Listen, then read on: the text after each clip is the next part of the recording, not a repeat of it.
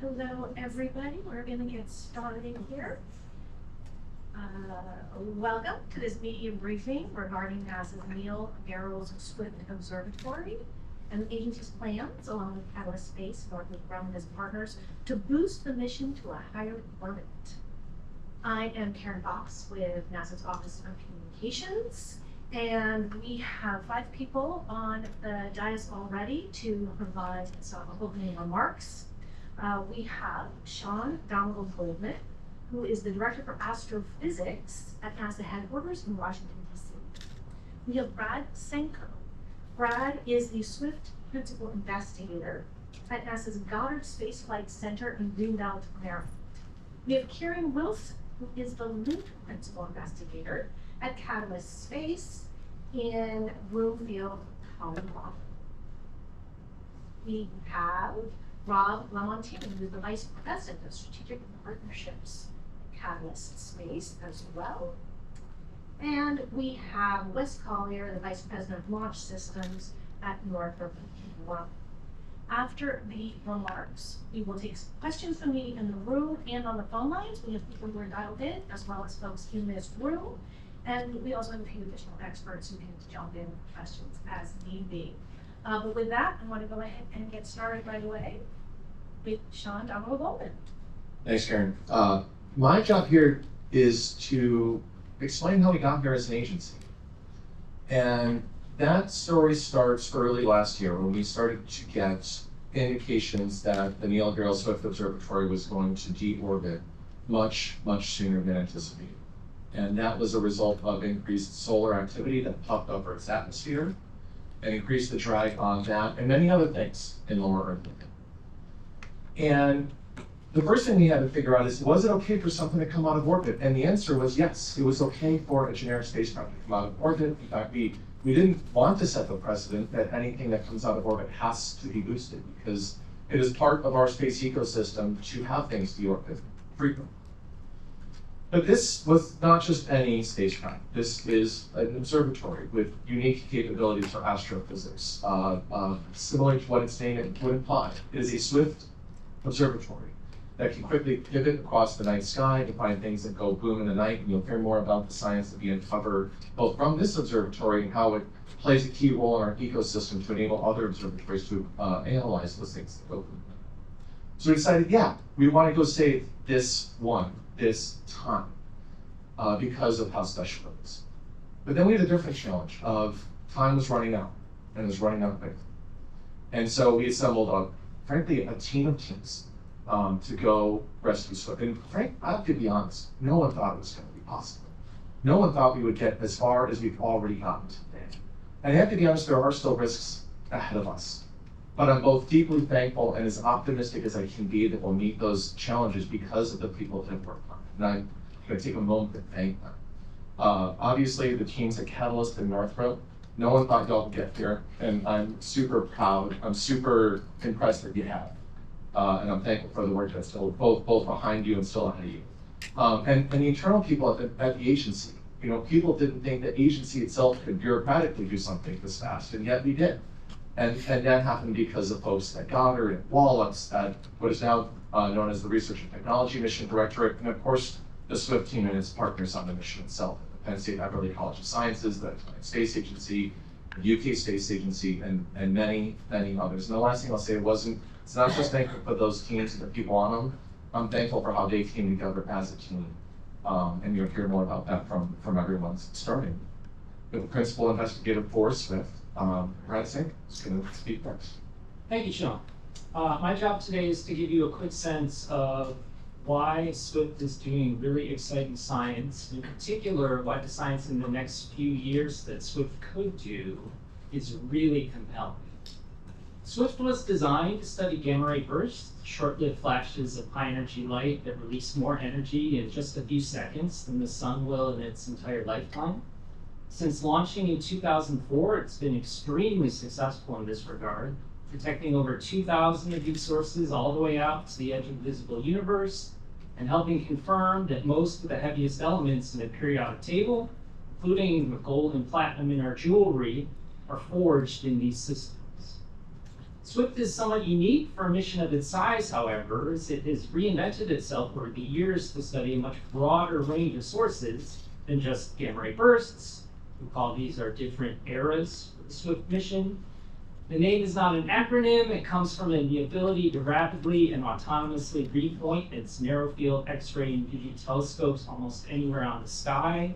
The universe is a very dynamic place. Somewhere in the cosmos, a massive star explodes every second. And over time, our exceptional operations team, led by Penn State, has found new and innovative ways for the satellite to rapidly respond to these discoveries. To illustrate what I mean by rapid response, consider for a moment Hubble Space Telescope. Of course, Hubble is much more sensitive than Swift, and it takes much crisper pictures. But Hubble takes at least 1 to 2 days to repoint to a target of interest in the best case scenario, where Swift can routinely conduct follow-up with things that go bump in the night within minutes. It really is NASA's first responder. And by working together in this complementary manner, the NASA astrophysics portfolio can tackle questions that would be impossible for any single facility to answer. At the moment, Swift has suspended science operations, pioneering a new low drag mode to extend the orbital lifetime. But last year, Swift received 5 requests from the community to follow up newly discovered sources each and every day. That's more annual community requests than any other NASA facility, but JWST. And we anticipate that trend will accelerate in the next few years as powerful new surveys like the Nancy Grace Roman Space Telescope come on. So looking forward to our post-boost era, we're really excited about all the discoveries that Swift would unlock. And I'm happy to turn it over now to Kieran Wilson to tell us more about how that will happen. Thanks, Brett. I'm the principal investigator for the LINK mission and chief engineer on that program. Over the last 9 months, we have gone from a clean sheet to a spacecraft that is currently integrated on a rocket, on an airplane, ready to go to Quad for launch. This is an absolutely unprecedented development timeline for this program, right? And that is something that we were able to do because every part of this mission has been driven by the exceptional urgency provided by the Swift requirements. And when we set out, we had one of the very few requirements from the NASA team was you must launch before it's too late. And we have been able to meet that readiness timeline. That's not to say that this was easy. This has been a very challenging process to develop, and we have been relying on our NASA partners to help out in a lot of areas. We did a lot of environmental testing at Goddard. We've been relying on NASA expertise to ensure that we're not making silly mistakes along the way and maximize our probability of success. But the team has really come together with just about 40 people at the Katalyst office, developing the spacecraft essentially from scratch over the last 9 months. And this is an incredibly complex spacecraft, as these things go. This isn't some CubeSat. We have a 425 kilogram spacecraft with 2 kilometers per second of delta V on board. We have 3 Hall effect thrusters running at a kilowatt apiece. We generate over 4 kilowatts of power in a small sat form factor. So this is a very challenging problem, and that's before we even get to the rendezvous side. We have another 8 rendezvous sensors, complex algorithms, 3 robot arms, 16 RCS thrusters. All of this has to come together in a very short amount of time. And so that's been the big challenge we faced. But we have gotten here. We are ready for launch. And once we do launch, we'll have a commissioning period of a few weeks, after which we will begin maneuvers in order to approach Swift. And Swift is currently projected to be a suitable altitude for these maneuvers through the next few months. So that's something we've been working closely with the NASA team on. We'll be inserted by Pegasus into an orbit that is near Swift. We'll perform a series of maneuvers to get close, and then move into the proximity operations capture phase. After that, we'll spend about 2 to 3 months performing an orbit raise of Swift before we release near its initial insertion altitude. So all this is challenging and risky. There's a lot of spacecraft that have had far longer development cycles with far more funding behind them that have failed for mundane reasons. You can get your solar rays facing backwards and turning back to the sun. This has happened on many missions over the years. There's a lot of very simple things that can go wrong. We're adding a lot of additional complexity to the program. But we've been through an aggressive test campaign over the last few months. We have worked very closely with the NASA team to buy down as much risk as we can on the ground, all while making our mission timeline. So we're ready to go move it to the next phase of the program. With that, I'll hand it over to Rob Tate, our Vice President of Partnerships. Hi everybody, I'm Rob. Thank you to Karen. My goal here today is to kind of explain to you why this matters and kind of take it up a couple of levels. And so Katalyst, we are very excited to be part of this historic mission for a couple of reasons. The first is because we're an American technology company focused on dynamic space operations. And as that American company, we are here to celebrate America 250 by building a spacecraft in 250 days. Right, so the second reason is because this is an historic mission. You know, some would call it the first of its kind, the robotic spacecraft that can go and capture an unprepared satellite. It's a commercial mission, first and foremost. It's doing an operational, real-world objective. It's not just a demonstration. We're doing this as a service.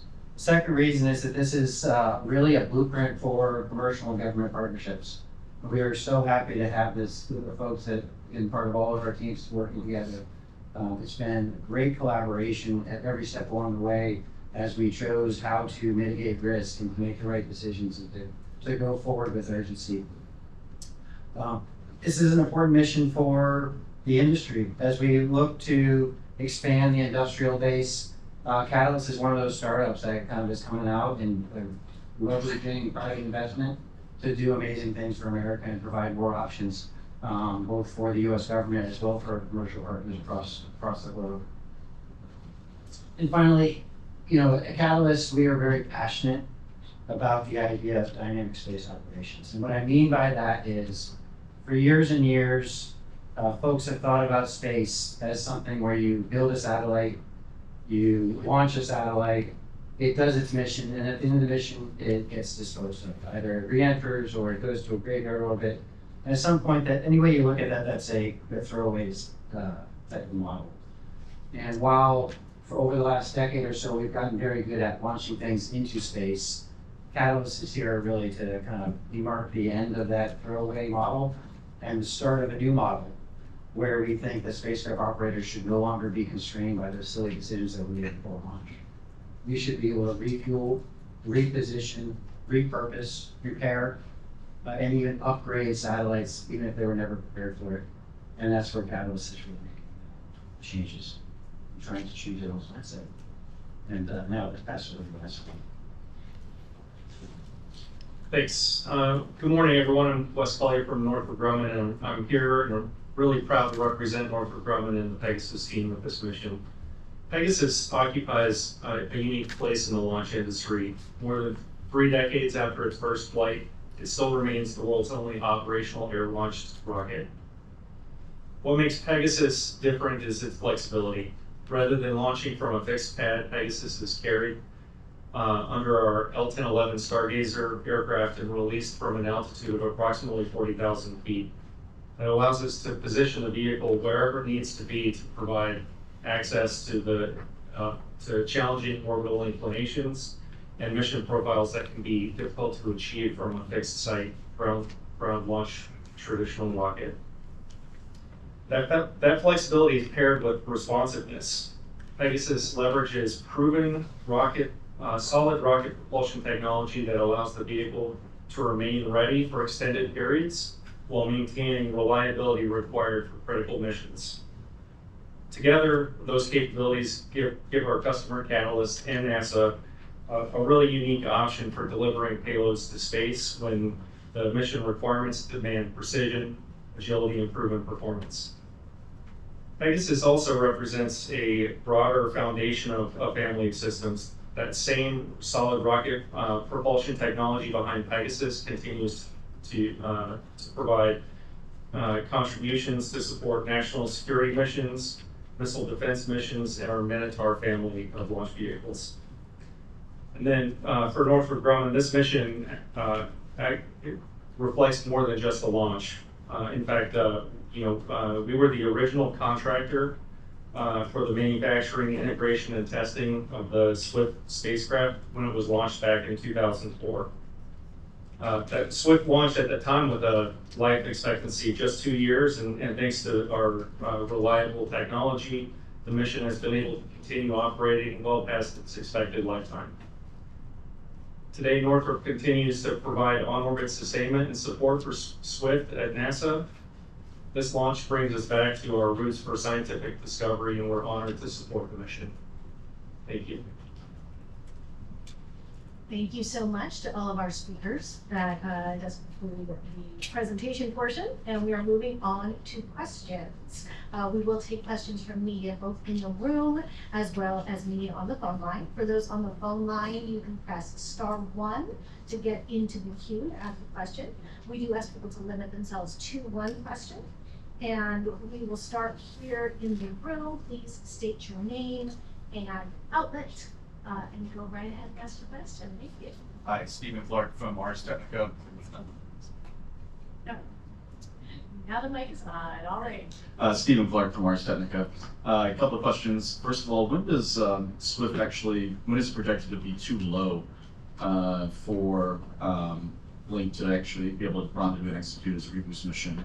And for Wes, a lot of discussion that this is the last Pegasus rocket. My understanding is it's at least the last one you have on contract right now. Can you talk about the future of Pegasus? Are you going to be closing out the program after this, or just where the program stands in terms of future opportunities? Thanks. And for that first question, we'll go to Brad Senko. Yeah, our best estimate at the moment is that Swift will cross below 300 kilometers sometime around October. I should say that that's an estimate because there's a lot of uncertainty in modeling that goes into it. That's something that our team has actually spent a lot of time working on, is trying to really define those estimates. We've benefited a lot from knowledge across the agency, from the heliophysics division, understanding better solar activity and solar weather. But at the moment, we think we have several months where Swift will be at sufficiently high altitude to give Katalyst folks with a great chance to capture boosts. And Sean, do you want to add one thing to that? Yeah, just one thing. I want to expand on that uncertainty. That the uncertainty of predictions is something that is has always been something we've been dealing with throughout this decision-making process, and it comes because we don't have enough measurements of this region of Earth's atmosphere, which is also a very lower where it sits. But the agency does have concepts to study that better in the form of dynamic and GDC, the two missions that out of heliophysics. Great, thanks. So regarding Pegasus, this is the last mission that we have on contract today, but we certainly are open to follow-on contracts or new opportunities for Pegasus. The L1011 is in good health, and certainly with the flexibility and responsiveness of the Pegasus system and its history of performance, we think that it's a great system for future responsive launch opportunities.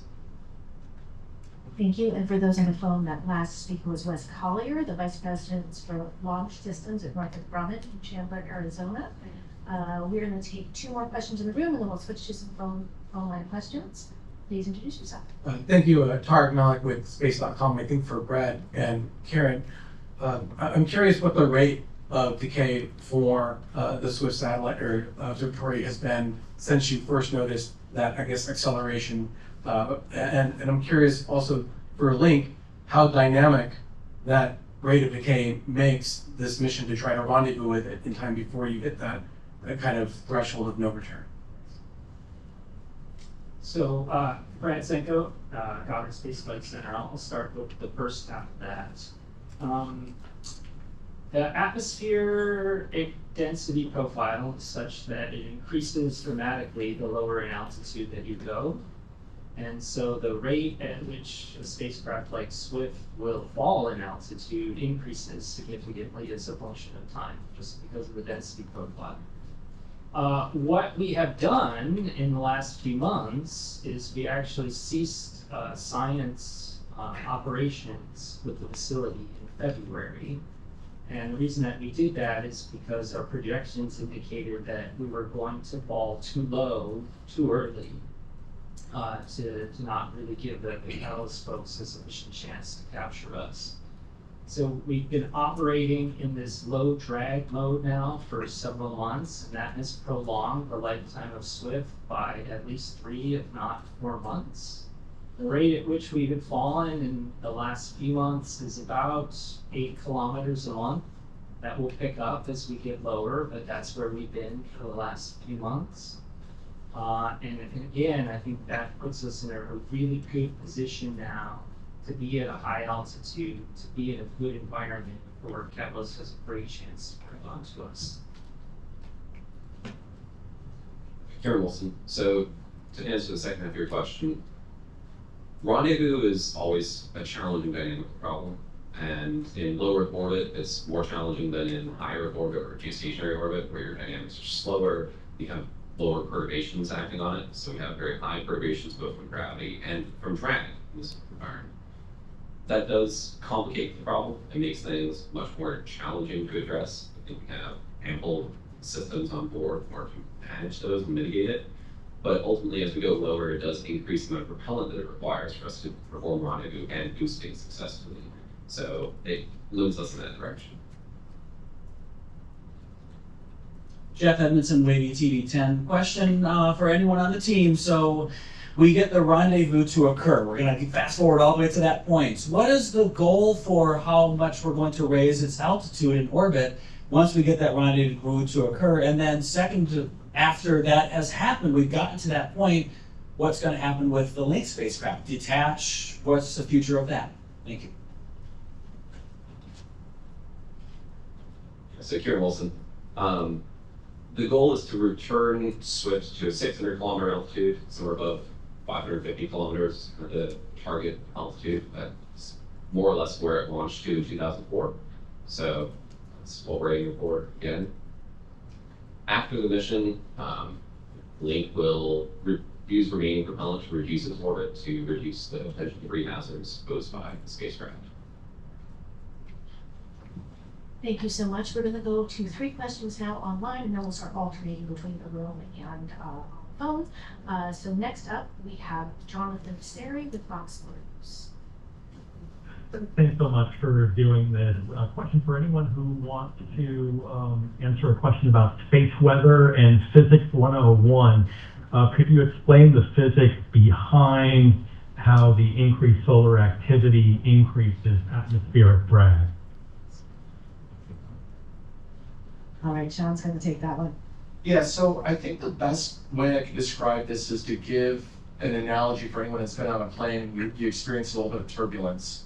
That's kind of what happens, but the higher you go, the thinner the atmosphere is, and the less turbulence and drag there is on our spacecraft. And even the things that we think of as being in space still have thin, wispy parts of the atmosphere pushing back on those spacecraft. And when they do, it slows them down just a tiny bit. And when they slow down a tiny bit, their orbit comes down a little bit. That's the high level. The second thing that happens is when we get solar activity hitting Earth, hitting Earth's atmosphere, it puffs up. And what used to be the denser parts a little bit lower down are now higher up in altitude and get up into these orbits where we've got debris and spacecraft. And so we have a little bit thicker atmosphere at times of high solar activity than we would have when the sun is being nice and quiet. That's the high level. I don't know if either of you want to add anything.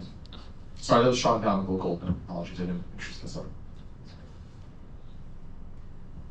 All right, thank you. And I will also follow up. We have some great stuff online that talks through this. And so I will follow up with you separately and send you, or maybe everybody, and send to some links that have that as well. All right, next up on the phones, we have Jeff Faust with Space News. Good morning. I wonder if NASA or Katalyst team could really help identify what you see as the biggest risk factors associated with carrying out this mission and what you have done to at least try to mitigate those risks. And then a question specifically for Brad, assuming the reboost goes as planned, when would you expect Swift to resume science operations? Thanks. Starting with Karen. So when we kicked off the program, I think everyone recognized the biggest risk would be that we weren't ready for launch in time. That Swift would fall faster than we could get up. Right? And we have been able to retire that risk over the last few months by building, testing, getting ready to operate the spacecraft. So that I think has retired the bulk of the overarching concern. Now, there is a lot of residual risk in the program. We still have to get the spacecraft on orbit.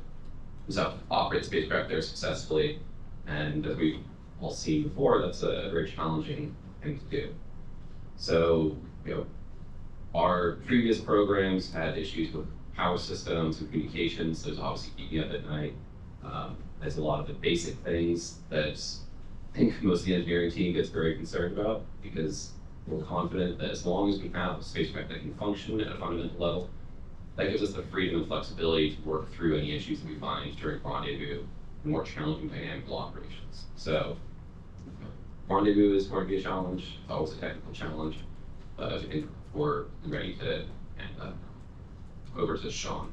Yes, Sean Donovan Goldman. I think one of the difficult things to convey is how amazing it is that we've gotten this far, and how thankful I am for that. And to be, from a programmatics standpoint, I consider this a success already.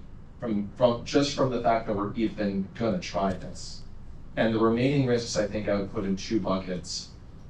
The first is that this is a lot of firsts stacked on top of each other that we still have yet to do. And it's like, I'm as confident as I can be because of all the firsts that this team has already pulled off.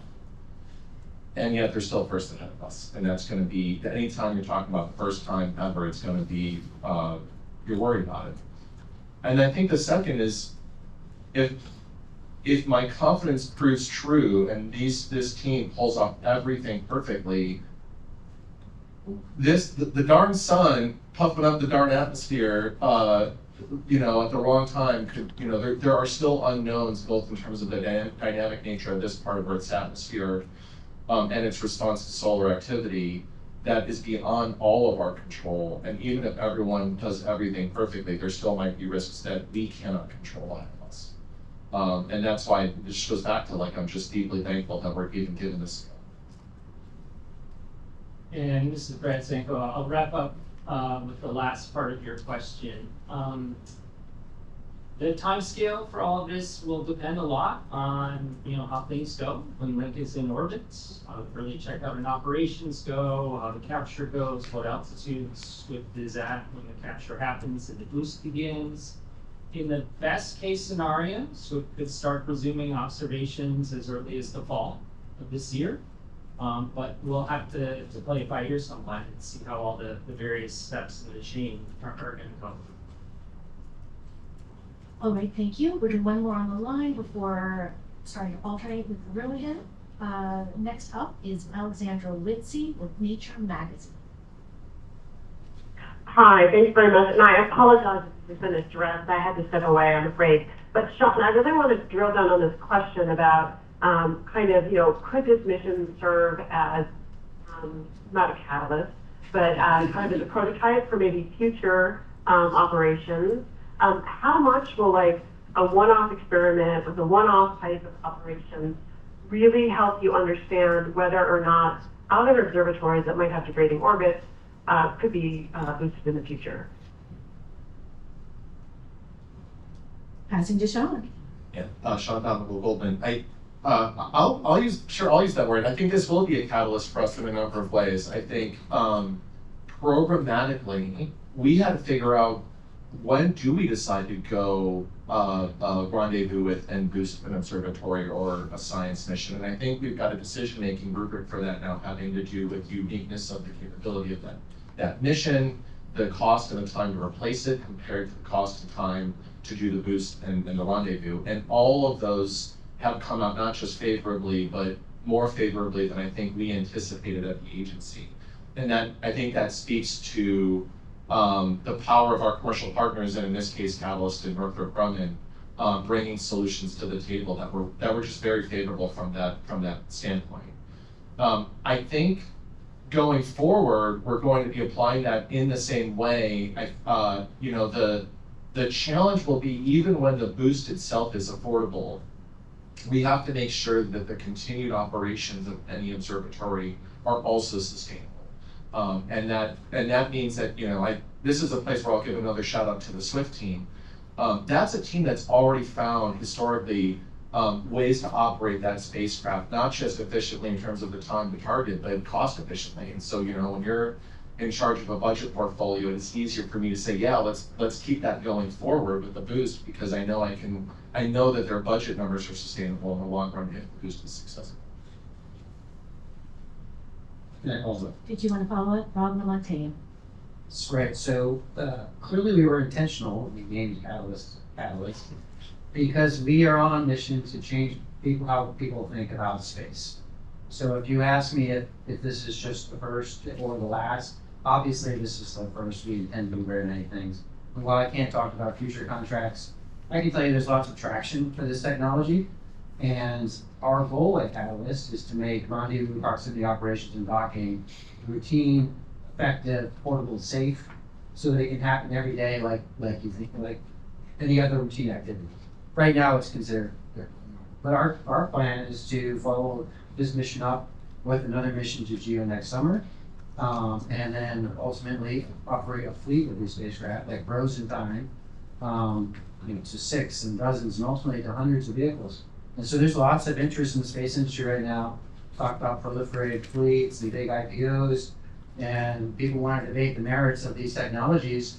But at the end of the day, this technology, being robotic servicing, is an enabler for all of the other things that humanity wants to do in space. It's an enabler for resupply, for building large structures, to support manned missions, and all the other things that we want to do to extend consciousness.